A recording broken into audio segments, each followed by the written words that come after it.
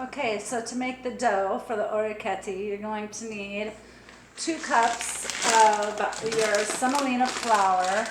I got mine out of the bins at Mount Hope, so it doesn't have the name on it, but any type of semolina.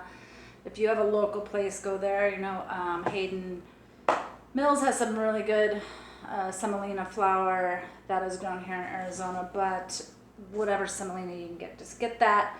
So you do 2 cups, pour that in a mixer with your dough hook. If you don't have a mixer, by all means, you can do the well, the pasta well. And then you're gonna take a cup of hot water or warm water, salted, but you're not gonna pour it all in. You're kind of gonna watch with this one. It depends on the humidity and type of semolina, all of that. So, but I'll show you what it looks like after. So I'm just gonna kind of keep pouring a little bit of this warm salted water in there into the mixer, and then just watching that starting to come together, but I'll probably need a little bit more water.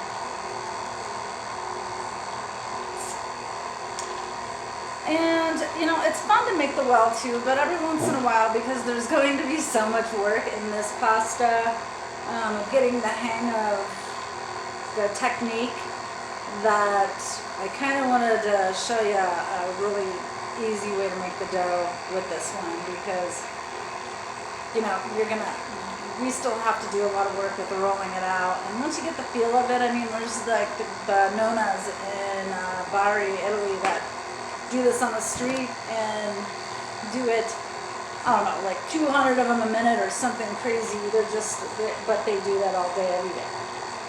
Even though I've done this before, I have to say, every time I'm like, wait a minute, how do you? So it's fun, and it's really fun to do with the kids, or you know. So I'm almost at a cup. I've got about a quarter cup left, and it might be a little wet actually. So I'm gonna turn it up a little and see how it's going. And I might need to add a little more flour. I mean, you always have to have flour on hand when you're doing pasta, because you just never know. You can do the exact same recipe every time. Like most of the time it will turn out, and then you'll have something happen where there's a monsoon and it's, you know, super wet, you know, or vice versa. It'll be super dry out and you need to add more. So it's good to have a little bit of water, a little bit extra flour, whatever you're making. Okay, so let me feel this real quick. Everything's literally texture too. Okay, that is getting pretty good. It's actually almost just right. And so I'll show you what I'm saying. It's holding together, you know, it's not all sticky, it's holding together, but it's still a little loose, so it could blend for another minute and whoop. And let that kind of come together, get that gluten formed a little bit more. I mean, pasta, you always want it to be worked. You know, that's why it's really good to work it with your hands, because the more you work it, you know, it's forming the gluten strands in it, so your pasta is going to turn out. But you know, even when you're in a mixer, just let it kind of get worked for a little bit. So it's doing its thing. I definitely don't need any more water at all. Nope, it's looking good. A little bit more flour, just a little bit more flour,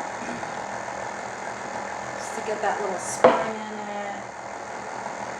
I'm pretty happy with it. So now, like any other flour, what we're gonna do is not with that. So you get it out, and it's looking good. It's not sticking to my hands really that much. I could probably use a little bit more flour. There's some on the bottom there. But what we're gonna do is we're gonna wrap it. And it's also warm water too. So once it's in the refrigerator and it's wrapped in saran wrap, then we're gonna pull it back out and it'll be ready to use in an hour. But it's a little wet, but once it's wrapped and in the fridge, it'll be fine. So let me grab some saran wrap and I'll be right back with the one that I put in there earlier.